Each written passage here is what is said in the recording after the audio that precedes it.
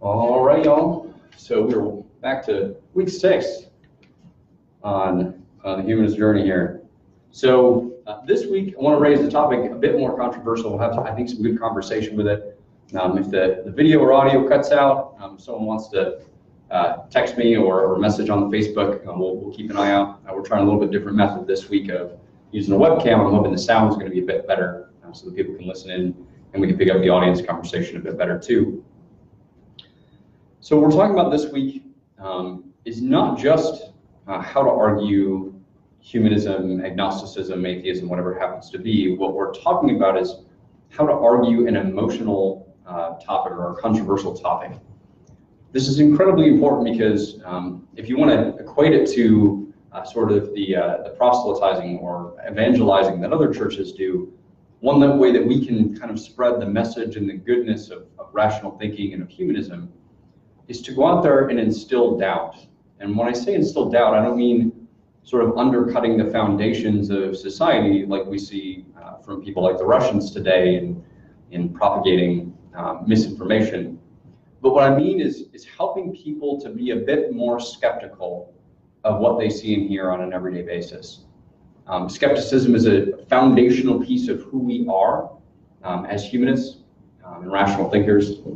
And really, it's critical to our well-being as humans in general. We have to be skeptical of the information around us because, as we talked about in the lesson on failure and wisdom, a wise man knows nothing. Now, we assume certain things are true, and when we operate as if there are certain facts that we all kind of hold to be the same, but we don't know things to be true. We don't know if God is or is not. Different sides could provide different levels of evidence, but we don't know these things. And if we can go around and introduce a little bit of doubt and skepticism into what we say and how we operate, and we set the example for others, and we help them to see that there are things that they should be skeptical of, then we're going to be, I think, be able to broaden the conversation on a variety of topics. Again, not just humanism or theism, but things that actually impact our life and our society. And so to me, this is a critical piece of what it means to be a citizen, both of this nation and then kind of a citizen of the world and of humankind. So with that, we'll get right into it. So rational versus emotional, right? I think in our community, right, so the community of humanists, agnostics, atheists, skeptics, etc., we hold up rationality and reason to be of highest value. And so we tend to try and spend our time building perfectly reasoned arguments. I can tell you, someone who works in the PR field, that reasoned arguments aren't necessarily effective. In fact, they are often ineffective at achieving your outcome. And when it comes to trying to convince somebody of something, being persuasive, you have a goal, you have an outcome, and that's to get them to think the way you think, or at least consider the way you think. And therefore, if being rational isn't effective, you're not achieving your goal despite how it is you want to achieve your goal. Now, that doesn't mean we mislead or force them to our side. What it means is that we have to find a way that reaches our audience. And so in terms of being rational, people also love being right. We love being right. We love being confident in how consistent our reasoning is, or people just love winning, right? So if you look at the 2016 election, the people who voted for Trump, quote unquote, were right? They picked the guy who won, not to say nothing about the politics, but they feel that they won and that they were vindicated in their choice. And so now there might be things that they don't agree with the administration on, but they are not likely to back down because that means admitting they were wrong about something. And being wrong, that feeling is a very powerful deterrent to being open-minded. So we have to go into conversations assuming that we don't know everything and that we allow for wiggle room for the person we're having a conversation with. Because if we don't, we put them on the defensive because they don't want to be shown to be wrong. They want a chance to be right. And as long as that chance exists, they're much more open to having a conversation. And so I think the same is true a lot of times with atheists, and not to equate the two at all. But I've met people who are atheists, and they are very certain that they are right. And of course, for those of you who have studied logic, and particularly logic symbols, you can't prove a negative, right? And atheism, those who believe and they assert that there is no God, to me is the same thing kind of as theism.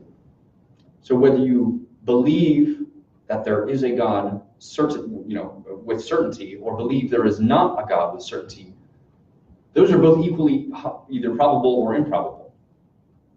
Now, personally, I would say that I'm agnostic, practicing atheist. I practice as if there is no God. But I can't say there is no God, because to me, that's a form of belief. I would simply have to have faith that that is true, whereas I simply operate as the evidence hasn't pointed me in that direction, but I reserve judgment until I see evidence either for or against. And so that sounds very wishy-washy to people. People, again, want to be right. They want to be on the side of right. They want to be on the side of truth as they see it. But that's the key, is that it's always truth as we see it, not just truth. And so with these emotional arguments, right, these controversial topics, you don't win them with facts. You don't win them by forcing someone into a corner and saying, see, you were wrong and I was right. You don't win people to your side like that. So we have to realize that when we are arguing emotionally or emotional topics, we need to understand how to engage in that conversation, to speak to that audience. And we deal with emotion through narrative. Humans are narrative creatures. We understand the world through mostly a chronological narrative, right? We have the story of our life, we have the story of history, and whether or not the history is actually true or not true, because of course history is written by the victors, that's the way that we understand the world, is through a chronological narrative. So if we're going to deal in emotional topics, we need to learn how to capitalize on narrative. There's some really good research in terms of how we do that, and we'll get into the specifics toward the end, and I'll give you a little bit of a how-to and then a challenge on how to go out and have these conversations. And this is not something that's purely applicable just to emotional arguments. It applies to relationships as well. We won't get into that too much today, but this is really valuable stuff that's very difficult to practice. So going back in time, humans are designed, we've evolved, to make decisions on little bits of data. We don't always have, in fact, never have the full picture, right? We evolved and were conditioned over time to make decisions based off of guesses, hunches, heuristics, right? So if we heard a noise, our brain processed that as happy noise or scary noise. And if it was a happy noise, we ignored it. If it's a scary noise, we pay attention and we do something. Same thing, that same brain still exists when it comes to having conversations and creating arguments. And so the goal is to keep the argument in the frontal cortex, in the logical part as best as possible, while not triggering the things that lie in the emotional brain, right? Fear, fight or flight. And that's what I'm talking about when not putting people on the defensive. So emotion, we're hardwired for a quick response. So that emotion is easy to trigger, and then of course difficult to let go of. So it can be overcome with significant investment in thought in the frontal cortex to suppress that emotion, but that comes at a cost, right? It's harder. It takes more energy. It takes more second guessing, which is something that our earlier brain, if you want to call it that, was not really designed to do. And then of course, we have our cognitive biases and logical fallacies. Again, these are heuristics. They're ways that the brain makes logical leaps that may or may not be logically consistent, right? So I posted a couple of posters actually from the website yourlogicalfallacies.com. They're really great posters, and they give some descriptions on what logical fallacies exist and kind of how people use them, and the same thing with cognitive biases. So an example is, for instance, sunk cost, right? If you paid for something, but your circumstances have changed, where it's no longer advantageous for you to do the thing that you paid for, but you feel bad about not going, that's considering sunk cost. Instead, of course, what you should do is decide at the moment, what is the most advantageous thing for me to do right now? So if you got sick, for instance, the best thing for you to do is stay home and get well. But a lot of people will go out because they paid for it, so I need to capitalize on this payment, even though you can't recoup the cost anyway, so it doesn't matter. So those things are difficult to overcome, both in ourselves and in others. So again, it's difficult to make that purely logical argument, though we should as best we can. And there's been some recent research, particularly in terms of economics, when it comes to rational versus emotional in decision making. So for a long time, particularly in the early 20th century, people believed that most people in the economic world were rational actors. And therefore that anything that wasn't particularly designed to support an individual's self-interest was considered to be irrational. But we know that's not true for a number of reasons. One, people aren't perfectly rational. They make decisions that don't make sense, particularly in terms of economics. But the same is true when it comes to rational and philosophical arguments. Sometimes we decide things or we support something because we were raised that way, or because it's easier, right? So we have to consider those things when we have this conversation, that we're not dealing with a logical person, and not to say that they're illogical or irrational on the whole, but nor are we perfectly rational beings. We have feelings and are conditioned with biases in the same way that everyone else is. And so we have to keep that in mind. So and again, in having these conversations, the goal is not to be right, to win the argument. The goal is to get them to open their thinking, to be skeptical. They will come to the conclusion on their own. People don't get convinced of positions, right? You don't go in there, lay down the facts, and they're like, oh, shoot, those are all the facts. Now I'm completely on board with what you're saying. What happens is, if you can leave space for their mind to be open, and you present a good factual, logical argument, they then take that back and ruminate on it. And it rattles around in their head for a while, and then the pieces fall into place, and they make a shift in one direction or another. That is how people change over time, is through their own reflection, not through browbeating them with facts and logic. So how do you build an influential narrative, right? So if it's not logic, and again, like I said, logic is still important. Don't build a crazy argument, because that's not going to make sense to them either. But how do you build an influential narrative? So first, generally it should be one-on-one. And if it can't be one-on-one, you've got to build it in a way, again, that doesn't put people on the defensive. But the best thing you do is one-on-one, because then you're not fighting against peer pressure, groupthink, those sorts of things that are going to put external pressures on an individual. I'm sure many of you have noticed that when you see people in a group, they act very differently than when they're one-on-one, right? And they usually tend to be a little bit more reasonable, a little bit less of an asshole, and more open to your particular side of things. So having a one-on-one conversation is a great place to start. Then you tell a story, and you tell it from your perspective. So this dips a little bit into the research on communication. But if I go out there and say, all you Christians make all these assertions and I think they're stupid, that's not going to convince anyone that I'm open to a reasonable conversation from their perspective, right? And as much as we all love memes and how funny they are, right, the memes aren't going to win anybody to our side, right? That puts people on the defensive. And so a better way to do it is to stay away from accusatory language, saying things like you, and using words that are always, never, right, and generalities that, of course, therefore won't be true all the time. And don't try and define their position. Don't try and say, well, you are like this, this, this, and this, right? Because that puts them in a box. That puts them on the defensive. Instead, reframe the conversation from your perspective. When I run into these circumstances, I feel like these pieces don't make sense.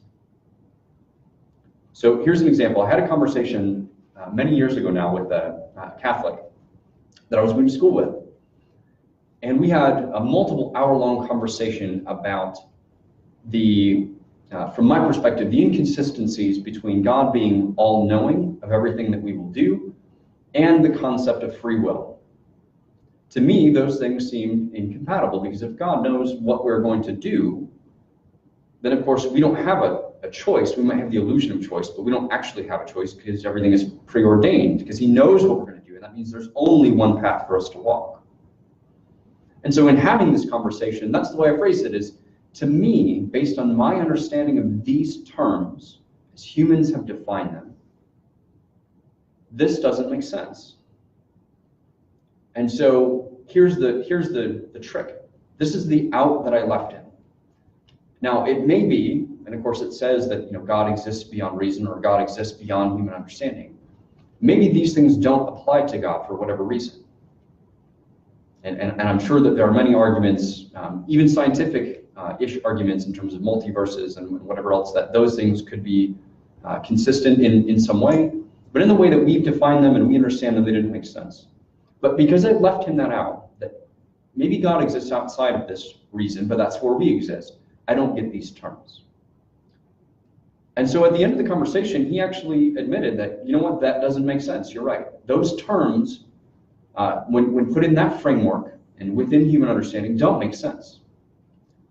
And it raised enough of a doubt in his mind that he was a little bit put off. And so he said, well, why don't we go talk to the priest and see what he has to say. And so we did. We actually went together to a Catholic priest, had a short version of that conversation. And at the end, the priest said, based on this conversation and kind of the way that you've laid it out, you're right. Those things, I guess, don't make sense. So basically their conclusion is that, it must be from my limited understanding that God exists outside of reason. But it implemented or offered them a little bit of doubt, a little bit of skepticism with the words, at least, that they were using from the book that was their reference. So it's an example of how it can be done, and you won't always be successful, right? Some people are very conditioned in their beliefs, right? But it means that a lot of times, particularly if they hold very strongly to it and they start to get where they start to call names or be very hostile, that they're actually very afraid of the fragility of their position. And so it's really upon us, the people who treasure enlightenment and rationality, to offer them the path back to, we'll call it the light. That we offer them the space to consider where the inconsistencies lie in their belief systems. And there are people out there that hold what we would maybe consider inconsistent beliefs. But again, it's not about being right. It's not about winning the argument, right? It's not about getting them to agree that our set of assumptions is the best one, and therefore the logical argument that we built on how we evolve into morals and ethics is the best way. It's really about the outcome. Let's say someone believes basically everything else that we believe in terms of moving humanity forward and advancing humanity and making it better. But they believe that the universe was created by a God or a force that was intelligent in some way. Personally, I don't really care. That seems totally consistent with our outcomes that we are after. So let's be allies, right? So again, it's not about winning and saying, I'm the most right.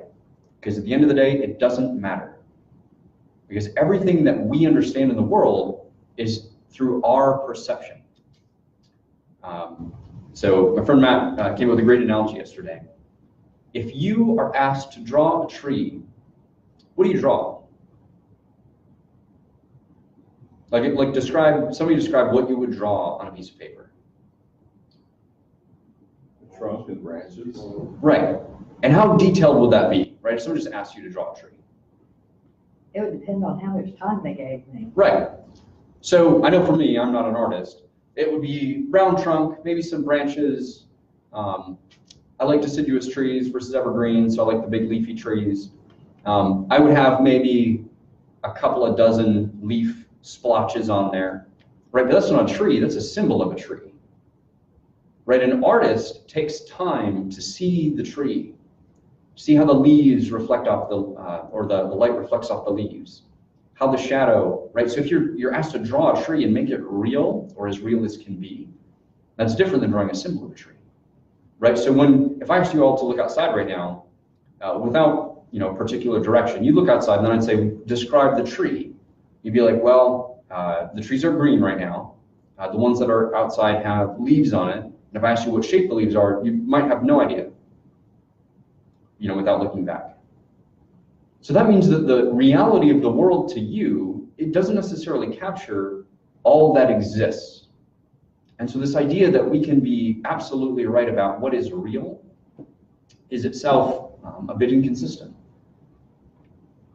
We operate from assumptions. Our brains deal in heuristics, in rapid samples, right? When you think about even what you see with your eyes, you generally only see what is very, very tightly focused in the center of your eye.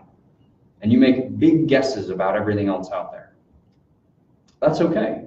That's how we're built. It's not a problem. It just is what it is. But for us to go out there and then say, well, no, we have the perfect understanding of something is disingenuous, I think.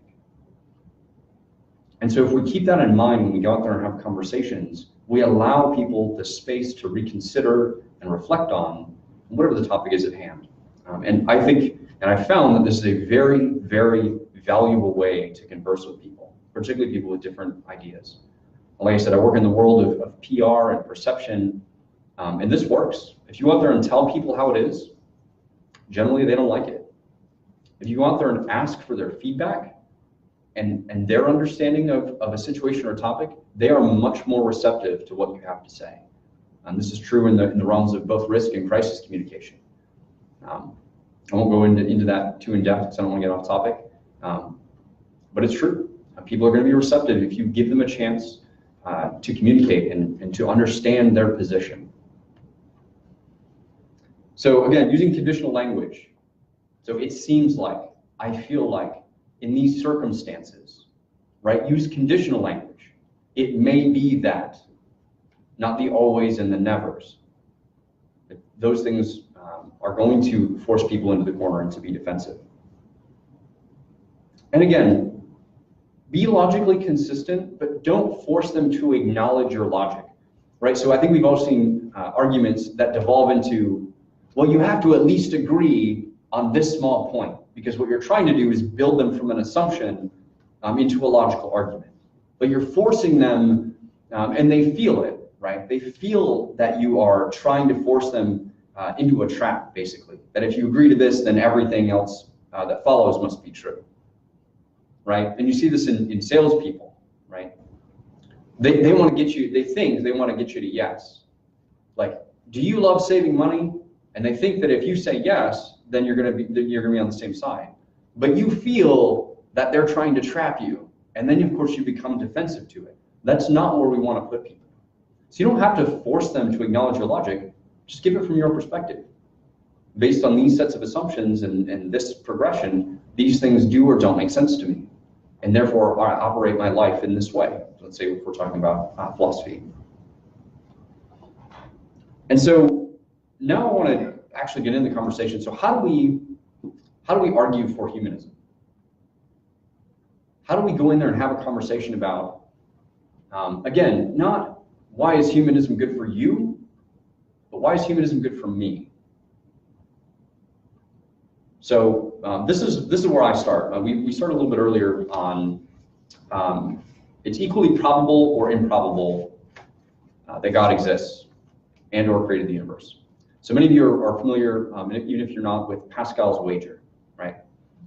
So Pascal was a scientist back in the day, and he wagered, and the Pascal's Wager is actually fairly misunderstood about what he was saying. He was really just outlining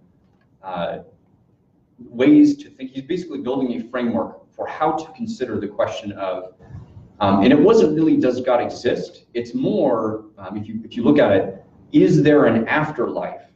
Is there a reward after this life? And should I believe in the rules that get me there or not? So I'm going to reinterpret it a little bit to get a little bit of common ground. But the way I basically see it, there are four conditions, so basically there are two conditions, and then two conditionals to those conditions. So the afterlife exists, or it doesn't, and then I either follow the rules to get me into the afterlife, or I don't. So it leads to those four conditions, one of each. So either the afterlife exists, and I believe in it, therefore I get to participate in the afterlife. The afterlife exists, and I don't believe in it, and I don't get to participate in it. The afterlife doesn't exist, and yet I follow the rules to get into the afterlife, or the opposite, where there is no afterlife, and I don't follow the rules. So the way that part of the argument is built is that if there is an afterlife, and you don't follow the rules, that's eternal suffering, at least by the construct of Christianity, which he was using as a reference. Or the afterlife exists and you follow the rules and you get into it and then you have eternal reward, right? And maybe for a short-term loss based on your interpretation of how onerous the rules are in this life. Or the afterlife doesn't exist and you follow the rules and maybe you've wasted a little bit of time in this life. Or the afterlife doesn't exist and you don't follow the rules and then you've maximized, ideally, your existence in this life. And so the argument goes, it seems as though there are more negatives to not believing than to believing, right? But that's only if the four circumstances have equal probability, right? And just because there are four conditions doesn't mean that they are all equally probable. Now, so this is all very logical, right? And I throw it out there for you all because I think you all are likely very logical and want to understand how the logic can be decided. But that's a very even that is a very specific set of circumstances and doesn't speak to theism versus atheism, right? Because afterlife is a very specific condition of certain religions and not even all of them, right? So I wanted to outline Pascal's Wager, and we'll set it aside for a moment, and then move back into atheism versus theism. So if you're going to argue that something created the universe and that something is either random energy or an intelligent being or force, those are equally improbable because they both exist before what is essentially the beginning of time, right? So we don't know these things. We should continue to explore, right? But I want to reference back to the last question from Isaac Asimov. Because in that story, humanity and computers basically merged into one universal being that figured out how to reverse entropy, and the story ends with, let there be light. So what if that were the case? What if it's actually that we're on a cycle and that God, in this case, is actually the collective of all humanity? So is an intelligent being, but just figured out how to restart what is that chaotic sequence that starts the universe. Not to say that it is or isn't. I personally have no opinion on the matter because it doesn't truly affect me. But it offers an alternative framework. Maybe we're both right in a way. But the point is that either of those or all three of those options are equally probable or improbable because we have no way to prove them because they exist before the beginning of the universe. So if you want to argue from there, we start with the assumption that in an infinite number of possibilities, any possibility is of course possible, right? Redundant, but true. And therefore, this existence is not as improbable as people think because you have all of infinity to come upon this one. Or if you wanted to start with the argument that we were designed to exist in this particular probability or nudged by someone who can direct one or thing that can direct a force, fine. But where we go from there is actually what matters. How we build our moral and ethical framework is what matters. How we handle this existence is what matters. Now, afterlife, to me, is something you can't, again, either prove or disprove because it exists beyond death. And people offer quote-unquote evidence of flashes of light and different things that I think likely have some explanation both in science or in mysticism, because of course, if you believe it, it's offers you a way to consider something. It's a different framework, right? But to me, personally, again, I don't have any evidence of what exists or any compelling evidence of what exists after this life. So therefore, the framework that I've come to accept is one that allows me to maximize what I currently have, right? We start with the idea of I think, therefore I am, and I want to keep that am going, and I don't know what happens after that am, therefore I'm going to do everything I can to maximize that existence. And that's our framework. Now, there are other compatible frameworks, even that include an afterlife with ours, right? So if you consider that an afterlife, and the rules to get into it are contingent upon your good deeds in the world, not constrained by very particular rules, but just in general, that you do your best with your best understanding and what you have, that's a totally compatible mindset. So let's figure out how to work together to then maximize this life. And then for those who believe in it, maximize that afterlife. The places that we come into conflict and that we start to have these hard conversations is when there are very particular things that you have to believe or do to enter, get a ticket for the afterlife. And those are the places where, when entering into conversations with people who believe those things, I simply offer my perspective is to say, looking at it from my perspective, and I'm just me, and if God exists outside of reason, maybe I'm incapable of understanding him or her or it. But it seems to me that if I were an all-powerful being and could do anything in the world or in the universe, I could see setting up a kind of an experiment or a play or a movie, right, which the earth could be. And I were to create these circumstances and to let it run. Right? So I personally like video games, and it's much like building those worlds and setting the circumstances and seeing what happens. What stories emerge from the hijinks of these created creatures. But it doesn't seem to me that you would get in there and fiddle with things because you could do whatever you wanted, and that's kind of boring because you know how the story is going to end up. So to me, again, a framework to consider is, maybe there was a God, and he or she started the universe, and it played through, or is playing through, and that individual force gets to watch it. That seems as reasonable as anything else. I mean, from my perspective, that sounds like a fun eternity. Better than existing in blankness, I guess. But again, that's from my understanding. That's one framework. And from my perspective, because it's really difficult or even impossible maybe to prove or disprove the existence of God, we could spend a lot of time doing that, or we could kind of focus on what we have. Going back to the gratitude lesson, be grateful for what we have. If God provided it, then thank you. And if not, then thanks, random energy. Let's make the best of it. And so that's about as far as I go usually on an initial conversation is, those are the things that make sense to me. It's not about being against religion or against theism. People could argue that, oh, well, religion is responsible for so many deaths in the world. And, those that follow the Soviet Union say atheism is responsible for so many deaths in the world, and other places in the world.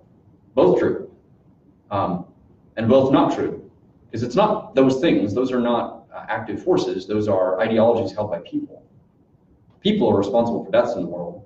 And if we can come up with a framework that helps prevent that maybe, or helps us get along a little bit, that to me seems better. It's not about proving the other person wrong or being right yourself. It's about being the most functional human you can be, and therefore making humanity the best that it can be. So I want to end with a quote today that I very much like. And this quote's by Marcus Aurelius. And the quote goes, "Live a good life. If there are gods and they are just, then they will not care how devout you have been, but will welcome you based on the virtues you have lived by. If there are gods but unjust, then you should not want to worship them. If there are no gods, then you will be gone, but will have lived a noble life that will live on in the memories of your loved ones." Again, Marcus Aurelius. And that to me is a very succinct and poetic way to give a framework that helps us better understand how it is we should go about our lives. Because again, it's not about being right or wrong. It's not proving or disproving anything. It's about living the life we have. So with that, I'd like to say thank you for all tuning in and coming here today. And then I'd like to offer, again, the chance to share what you were grateful for in the last week, and then what you're looking forward to in the week to come. And then I want to open up for conversation on this topic, because I think it's one of interest and one that we can continue to refine over time, so that we can have really good and open conversations with people. So thank you. What are y'all grateful for? I'm grateful for the opportunity to be back here again this week. Excellent. We're glad to have you. I'm grateful for my health and the ability to get around, move, do things that, I'm able to do and stuff like that. And the reason I say that more in particular is because I think I either pinched a nerve or strained a muscle. So today and yesterday I was kind of, after my mile run, I was kind of out of it. So it just kind of opens my eyes and stuff to go, okay, wow, your health and stuff like that is very important. So I'm grateful that in the limited condition I'm in right now, I'm still in pretty good shape. So. Yeah, I feel you on that one. I ended up with a crazy headache this week. I usually don't get them, and it's the first one in years, and it was debilitating. And it was ironic that it happened, the week following the fitness service. And it's a terrific reminder that if you don't have your health, you don't have anything, because it's difficult to focus or think. And I think a lot of us would define ourselves by how we think and how well we're able to think. So that's a great point, is to be ever grateful for the health that we do have. So what else? Did you have more from this week?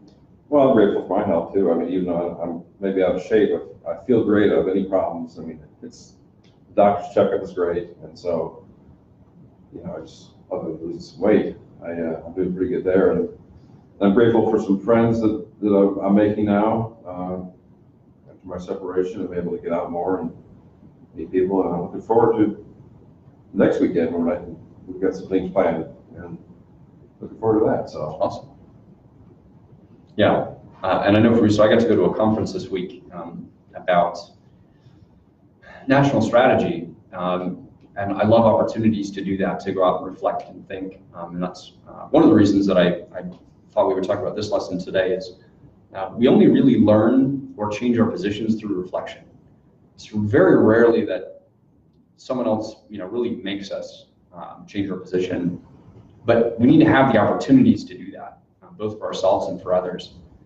And I know that I've benefited greatly from having the time, whether it was in a graduate program I was offered or whatever else it was. I had the time to sit and reflect on things. So I'm particularly grateful for that. And then the week to come, I'm looking forward to being back home with the kids and my wife, because I definitely missed them last week. As much fun as it was, it's nice to be home. Spend time with them. So, okay, well, that about wraps it up. So, you guys have anything on the service?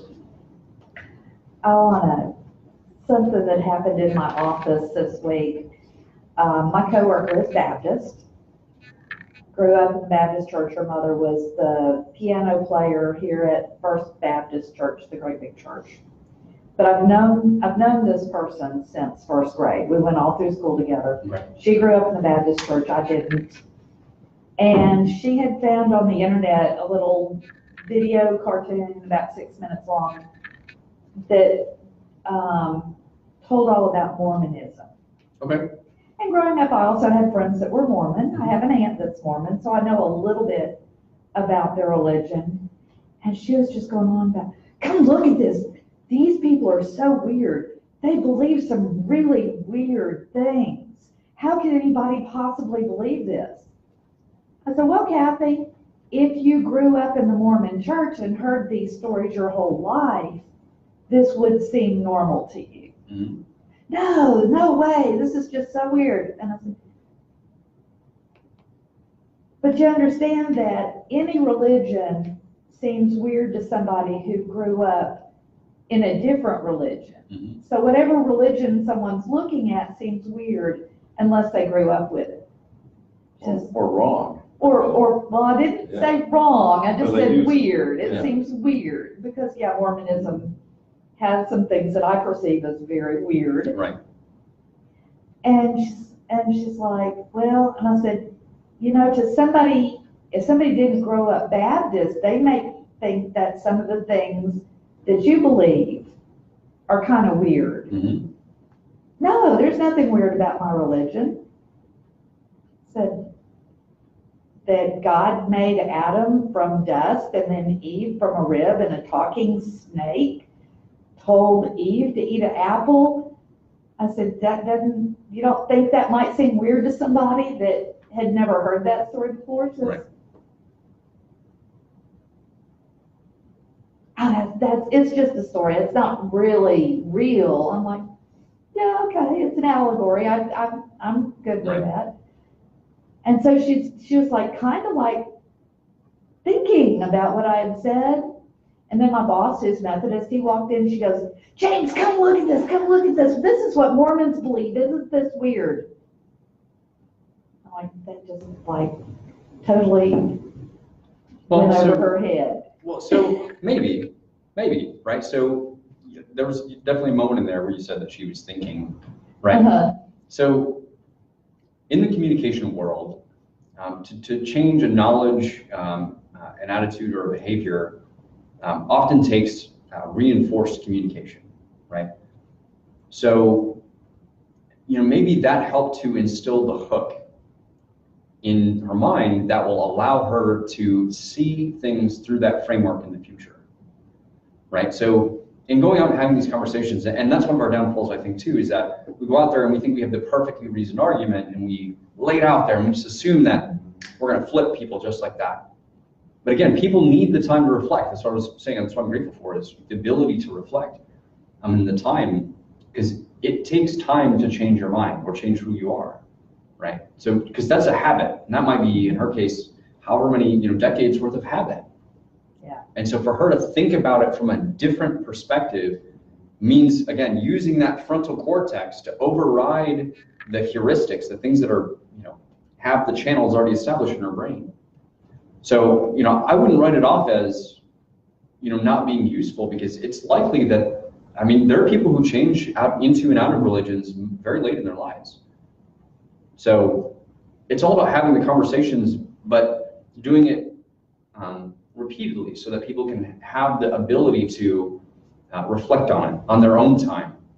When they're in a safe, I hate the term safe space, but basically when they're in a safe place, when they're at home, it'll strike them when they're doing something and not really thinking about anything else. They'll be cleaning the bathroom, say, and it'll strike them and they'll be thinking about it. So those are the kind of conversations that are perfectly valuable, right? So you didn't say, well, yours is just as silly as theirs, right? You just said, well, do you see how maybe from a different perspective, this could be odd? And you got her to admit that you can't take Adam and Eve literally.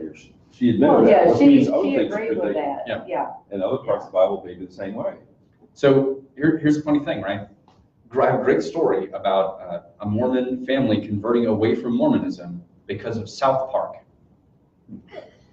So now there's a South Park episode about Mormonism. Actually, South Park makes a lot more sense than Mormonism does, Well, so in my they opinion. actually covered South Park, and I think there were 10 things in there that they specifically pointed out that were, whatever, odd or what have you.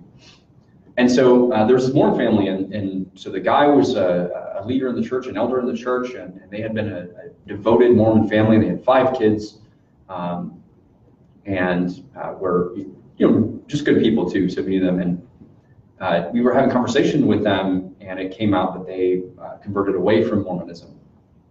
And what led to it was one of their friends asked them, "Hey, I was watching the South Park episode about Mormonism. Are these things true?" And so the wife kind of went down the list of 1 through 9, like, yes, this is true, this is also true, this is also true. And then the last thing is like, well, no, that's not true, but I'm not 100% sure, so let me go and ask my husband. So they go and ask him, and then he said, yeah, that one's true too.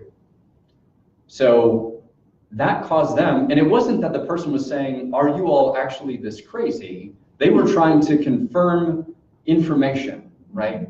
So it allowed them to think about it from an academic perspective, not as a threatening conversation. And in doing so, it drove the conversation between the two of them to actually leave the church. which is a pretty significant move because of their entire family basically is in the church, and that causes a fair amount of conflict.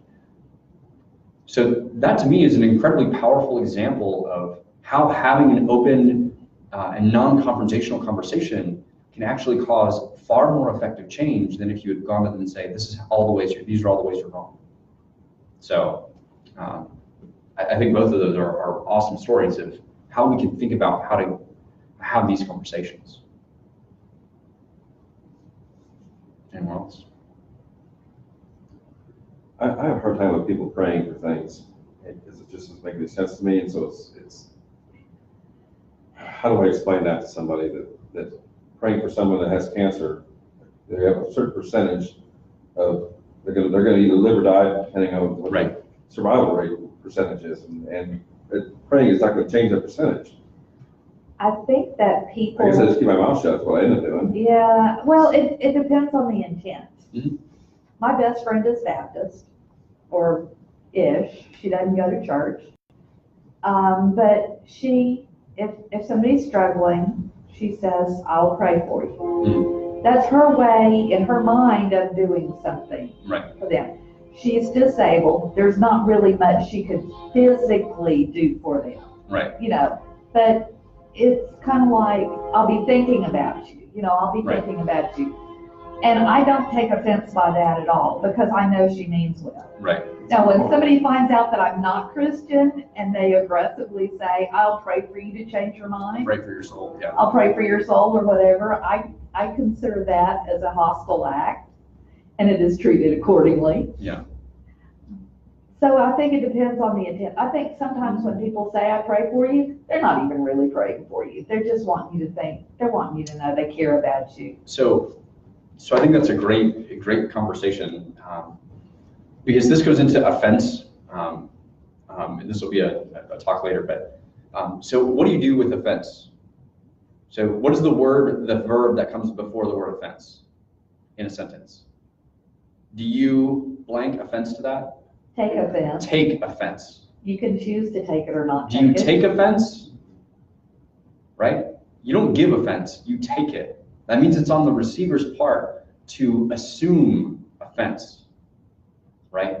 So we can't give offense. We can say things with the intent to offend, but only the receiver can decide if we take offense. So I thought you brought up a good point. I don't take offense to people doing that. I consider it a translation, or I translate those things. Mm-hmm. When they say have a blessed day, that's their way of saying have a really good day today, Mm-hmm. right? Yeah, I don't find that offensive at all, and I hear it every day. So this conversation came up years ago where I was having a conversation with, I think a teacher at the time. We were on a trip, and I was, talking all about atheism. This is my much more aggressive days, so it's how much better it is, and all these things, why it's more consistent, etc. All the things I just told people not to do.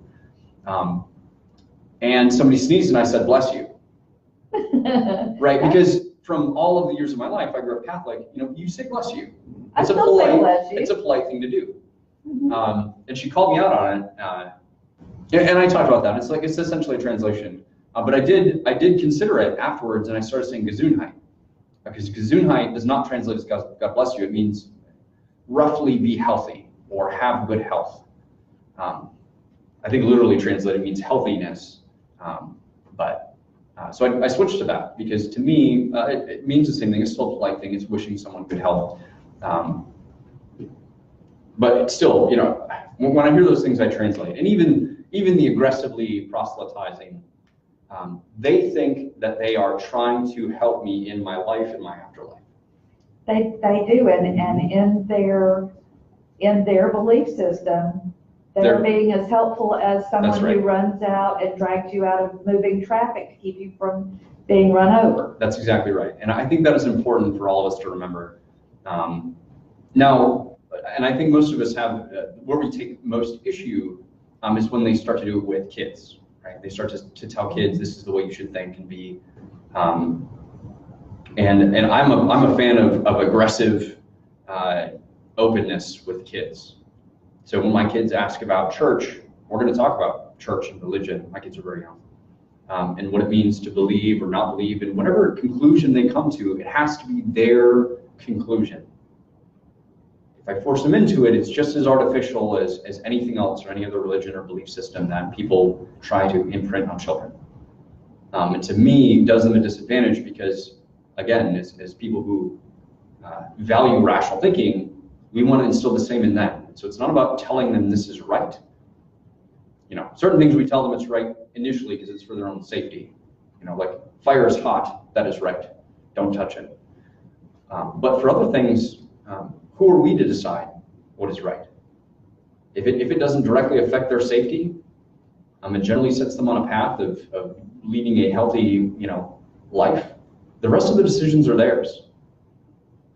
So I'm a big fan of that. But no, I think it's a terrific point. Is that we have to stop taking offense, and I think that's true not just of religion, but to many things. I'm a big in the communication realm, I'm a big fan of freedom of speech. People say a bunch of stupid, hateful stuff, and people are ultimately still responsible for their actions.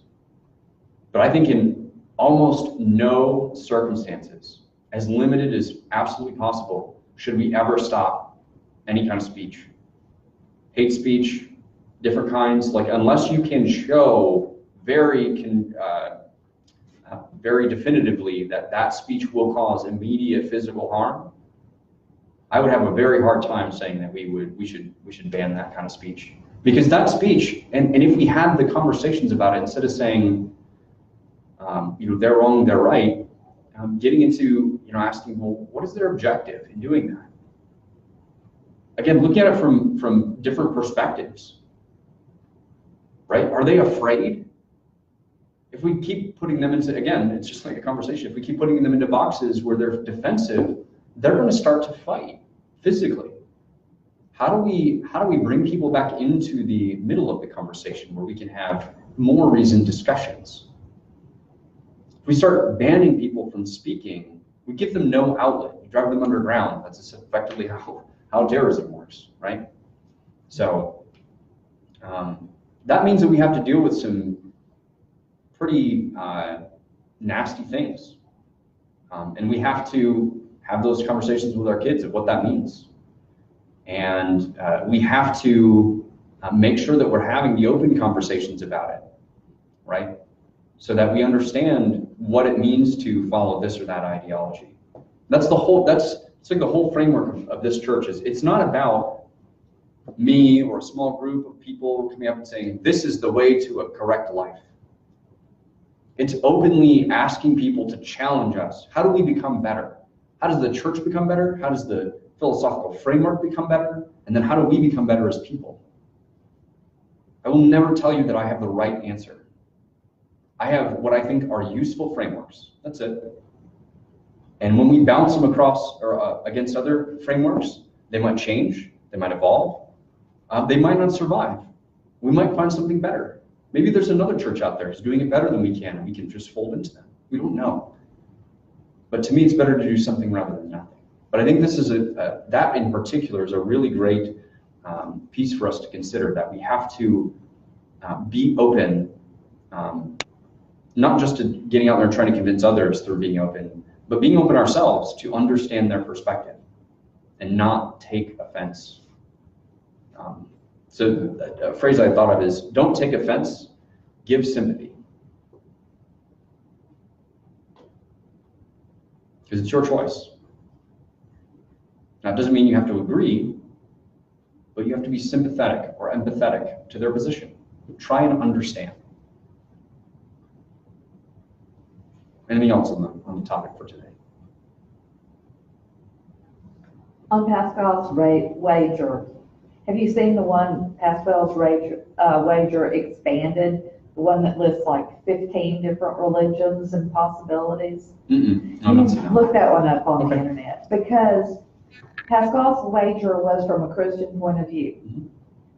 If you're Christian and you believe you have eternal happiness, if you don't, you have eternal damnation. Right.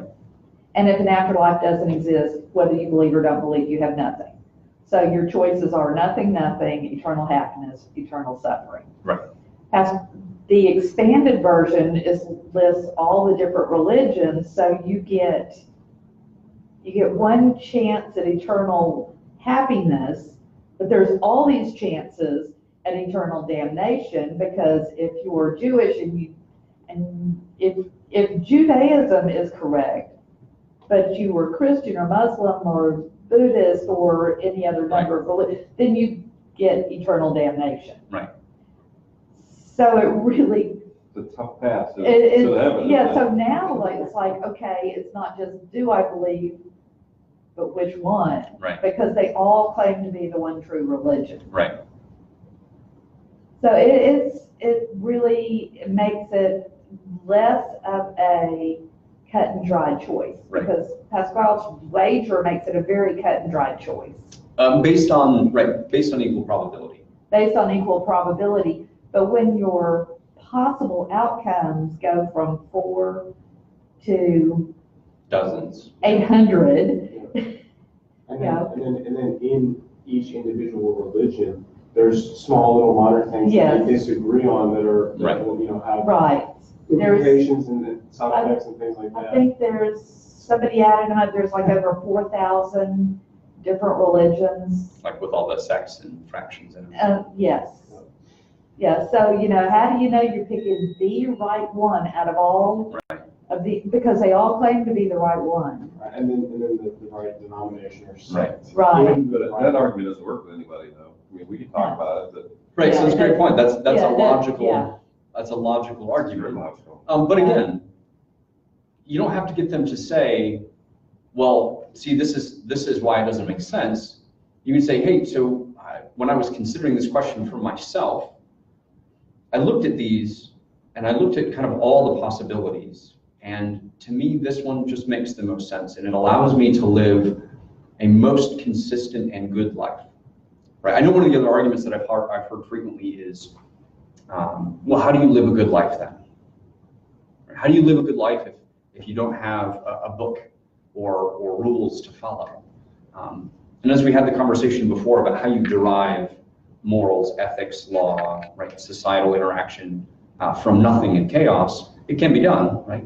We did it. It wasn't terribly complicated, but it essentially falls to the golden rule.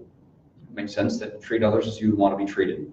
That's generally how things work in society.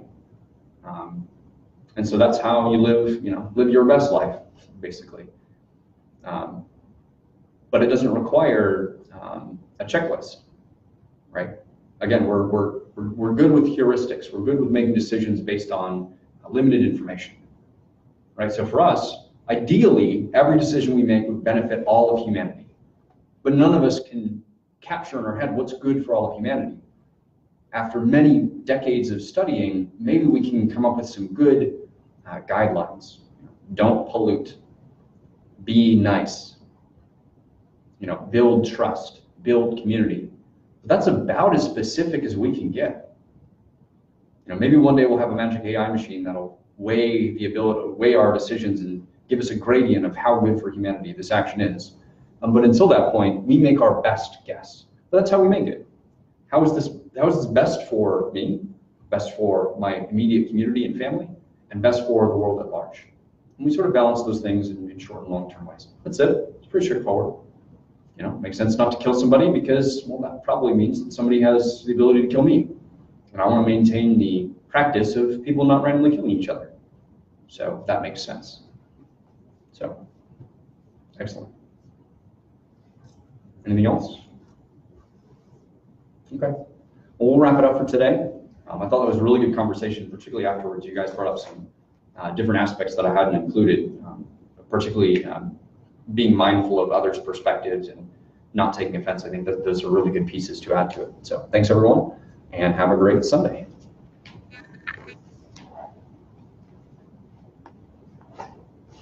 And have a great Sunday.